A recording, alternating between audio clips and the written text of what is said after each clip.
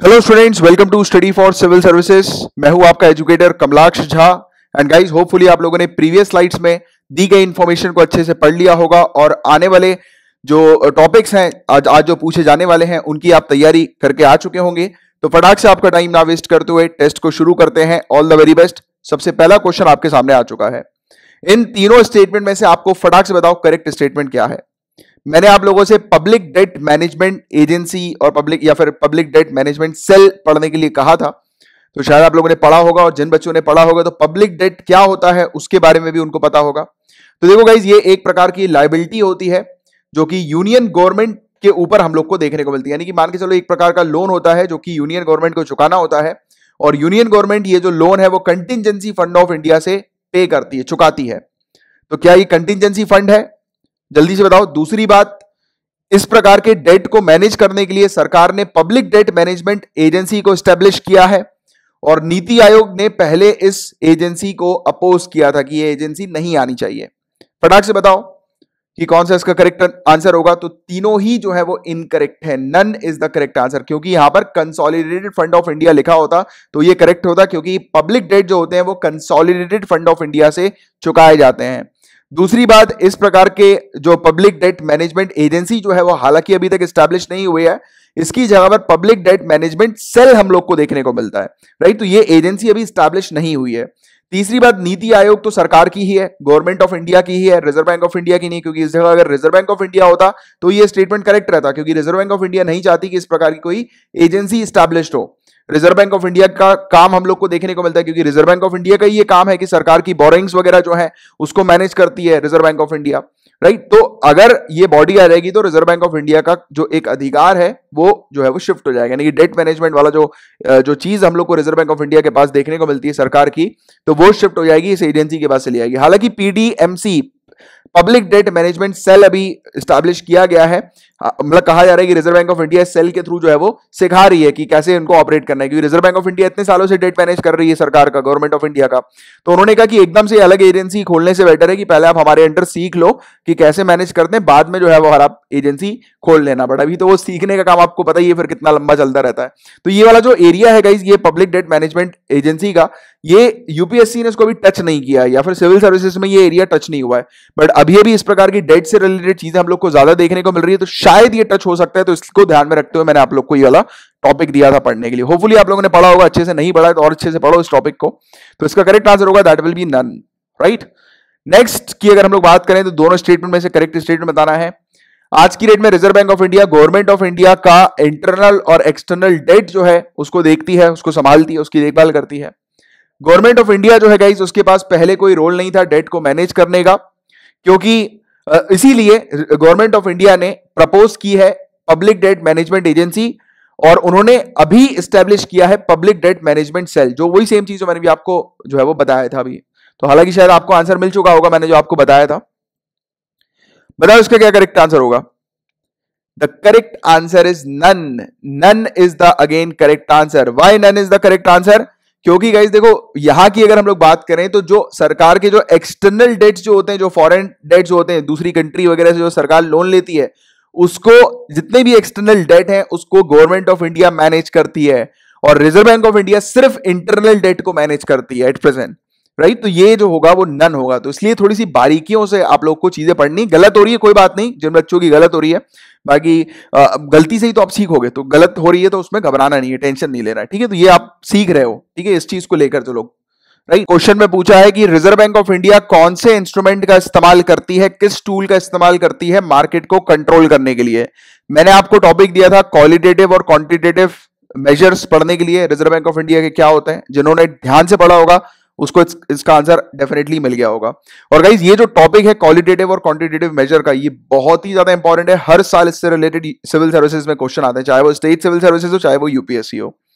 CRR cash reserve ratio, SLR statutory liquidity ratio, rationing of loan, repo rate, reverse repo rate और bank rate. बताओ जल्दी कि क्या होगा, किस इंस्ट्रूमेंट के थ्रू कंट्रोल करती है आरबीआई मार्केट को। फटाक से बताओ। तो कैश रिजर्व रेशियो, हाँ बिल्कुल सही। स्टैट्यूटरी लिक्विडिटी रेशियो, हाँ बिल्कुल सही। राशनिंग ऑफ लोन्स नहीं होगा क्योंकि ये तो क्वालिटेटिव मेजर आ जाता है। रेपो रेट, हाँ बिल्कुल सही। रिवर्स रेपो रेट, हाँ बिल्कुल सही। और बैंक रेट भी। तो 1 2 4 5 6, the 1 2 4 5 6 will be the correct answer. ये तो क्वालिटेटिव अप्रोच है, तो ये जो है वो नहीं यूज किया जाता। ठीक है, क्वांटिटेटिव अप्रोच में हम लोग को ज्यादा देखने को मिलता है, बट फिर भी एक आधी क्वांटिटेटिव अप्रोच है उसमें नहीं जो है वो इस्तेमाल होता है। अब देखो ये वाली बात करें हम लोग कि कौन सा इंस्ट्रूमेंट है जिसको आरबीआई, अच्छा ये तो मैंने आपको करवाई दिया, इसका करेक्ट आंसर दे दिया मैंने आप लोग को। अब ये बताइए कि शॉर्ट टर्म ट्रांजेक्शन जो होते हैं रिजर्व बैंक ऑफ इंडिया और कमर्शियल बैंक के बीच में, तो वो इनमें से कौन से होते हैं? Short term transaction, long term transaction की बात नहीं हो रही, शॉर्ट टर्म ट्रांजेक्शन, कुछ दिनों के लिए, कुछ महीनों के लिए, राइट, कुछ घंटों के लिए, ऐसे कौन से ट्रांजेक्शन होते हैं जो कि आरबीआई और कमर्शियल बैंक के बीच में होता है? शॉर्ट टर्म ट्रांजेक्शन जिसको बोलते हैं, जो लॉन्ग टर्म ट्रांजेक्शन नहीं होते। तो आप लोग को इसका आंसर शायद मिल गया होगा। रेपो रेट होता है, रिवर्स रेपो रेट होता है और मार्जिनल स्टैंडिंग फैसिलिटी होता है। बैंक रेट तो लॉन्ग टर्म रेट हम लोग को देखने को मिलता है। Third will be the wrong, 1 2 and 4 will be the correct. तो इसका जो करेक्ट आंसर होगा that will B 1 2 and 4, right. अब आपके सामने आ गया है। अब देखिए मैंने आप लोग को ये बोला ही था पढ़ने के लिए, तो आपको प्रेजेंट रेट्स पता होने चाहिए एग्जैक्टली कि कौन से रेट है। रेपो रेट जो है वो अभी क्या चल रहा है, रिवर्स रेपो रेट अभी क्या चल रहा है, और ये आपको कहां पर मिलता? आपको कुछ नहीं करना था, रिजर्व बैंक ऑफ इंडिया की वेबसाइट पे जाना था, बकायदा पूरी चीज वहां पर लिखी हुई है। हालांकि यूपीएससी इन सब चीजों पे ज्यादा टच नहीं करती, बट स्टेट सिविल सर्विसेज में आ जाता है। बट फिर भी यूपीएससी एस्पिरेंट्स को करंट रेट क्या चल रहा है उसकी डेफिनेटली जानकारी होनी चाहिए, और इस समय पे तो बिल्कुल होनी चाहिए क्योंकि काफी क्रूशियल टाइम चल रहा है अभी है, राइट। आप जान रहे हो कि रिसेशन का पीरियड हम लोग नोटिस कर रहे हैं। बताओ कौन सा इसका करेक्ट आंसर होगा, what will be the correct answer, जल्दी से बताओ। ये पूरे के पूरे बिल्कुल करेक्ट है, एज इट इज मैंने उठाकर यहां पे आपके सामने रख दिया है। ठीक है, पूरे करेक्ट है। आप चाहो तो इसको वीडियो को पॉज करके एक बार देख सकते हो अच्छे से और याद कर सकते हो। अब देखो एट प्रेजेंट सीआरआर का रेट क्या है, 3% है, ये लिखा हुआ है यहां पर। हाँ, ये सीआरआर एट प्रेजेंट 3% है। कहीं मैंने गलती तो नहीं कर दी आपको ये क्वेश्चन देने में? तो करेक्ट स्टेटमेंट बताना है कि एट प्रेजेंट सीआरआर का रेट 3% है। सीआरआर क्या होता है उसकी यहां पर डेफिनेशन लिखी हुई है कि कुछ पर्टिकुलर अमाउंट जो होता है बैंक को कहां पे रखना रहता है, रिजर्व बैंक ऑफ इंडिया के पास रखना रहता है, कुछ पर्टिकुलर मतलब अमाउंट, राइट। तो ये सीआरआर के अंदर हम लोग को देखने को मिलता है, और बैंक जो होती है उसको reserve bank of India 3% interest देती है इस पर। 3% ये रेट सीआरआर का। बताओ क्या इसका करेक्ट आंसर होगा? तो देखो गाइस, मैंने थोड़ा सा आपको कंफ्यूज करने के लिए किया था। सीआरआर पे कोई भी इंटरेस्ट नहीं मिलता है बैंकों को आरबीआई वगैरह के द्वारा। ये जो रेट होता है वो इतना परसेंट रेट जो होता है वो बैंक को रखना पड़ता है आरबीआई के पास, राइट। और वो फिर वो जो है वो एनडीटीएल के थ्रू जो है वो कैलकुलेट किया जाता है, राइट। तो वो एक अलग सिनेरियो है, बट फिर भी एक इस प्रकार की जानकारी होनी चाहिए। और ऐसी चीजें स्टेटमेंट दिखा कर सिविल सर्विसेज आपको कंफ्यूज करेगी। तो the correct answer will B 1 and 2 only. 1 and 2 will be the correct answer. ठीक है, ये वाला क्योंकि कोई इंटरेस्ट जो है वो नहीं मिलता है। अब देखो इस कुछ समय पहले रिजर्व बैंक ऑफ इंडिया ने इंक्रीमेंटल कैश रिजर्व रेशियो ये 100% कर दिया था, 100% कर दिया था। क्या ऐसा हुआ था क्या कुछ समय पहले? करंट अफेयर्स में कुछ याद आ रहा हो तो आपको। तो इसके अलावा और सीआरआर क्या 100% हो सकता है क्या? तो ये भी सोचो, इस पे गंभीर विचार करो। और बैंक जो होती है गाइस उसको अपना 100% पूरा का पूरा पैसा, यानी कि जितना पैसा बैंक के अंदर है पूरा का पूरा उसको पैसा आरबीआई के पास देना पड़ा था। तो क्या ऐसा हुआ था? याद करो, डीमोनेटाइजेशन हुआ था। ये 100% सीआरआर इंट्रोड्यूस किया था रिजर्व बैंक ऑफ इंडिया ने, जिसको इंक्रीमेंटल सीआरआर का नाम उसने दिया था। और इस समय बैंक को पूरा का पूरा 100% पैसा जो था वो आरबीआई के पास पार्क करना था, राइट। तो ये चीज आप लोग को पता होनी चाहिए। The correct answer will B both 1 and 2, both will be the correct answer. अब देखिए इनमें से इंडिया का क्या इन्वेंशन है, इंडिया ने किस चीज को बनाया है? मतलब जो वर्ल्ड लेवल पर काफी सारी चीज चलती है, जैसे सीआरआर वगैरह हो गए, ये सब चीजें वर्ल्ड लेवल पर चलती है, अलग अलग गवर्नमेंट की हम लोग को देखने को मिलती है। इंडिया की खुद की क्या चीज है, खुद का क्या इन्वेंशन है? स्टैट्यूटरी लिक्विडिटी रेशियो, ये इंडिया का खुद का इन्वेंशन है। ठीक है, तो ये चीज आप लोग को पता होनी चाहिए एक जनरल। अब बात करेंगे इस, तो यहां पर रीपर्चेज ऑप्शन की बात हो रही है। रीपर्चेज ऑप्शन का यहां पर डेफिनेशन आपको लिखी हुई है। रीपर्चेज ऑपरेशन की क्या डेफिनेशन है और इसकी जो फिक्स डेट होती है वो कौन सी होती है, लिखी हुई है ऐसा। अब थोड़ा पढ़ो जल्दी कि रीपर्चेज ऑप्शन जो है इसका मतलब है कि reserve bank of India liquidity inject करती है मार्केट में, यानी कि बैंक के पास, बैंक को पैसा दे देती है, ये लिखा हुआ है। और कैसे पैसा देती है? बैंकों से गवर्नमेंट सिक्योरिटी ये परचेज कर लेती है, बाय कर लेती है एक फिक्स्ड डेट के एग्रीमेंट के ऊपर कि उस डेट तक के लिए जो है ये मतलब आपके पास सिक्योरिटी जो होगी बैंक की वो रिजर्व बैंक ऑफ इंडिया के पास होगी, और रिजर्व बैंक ऑफ इंडिया उनको पैसे दे देगी कुछ डेट के लिए।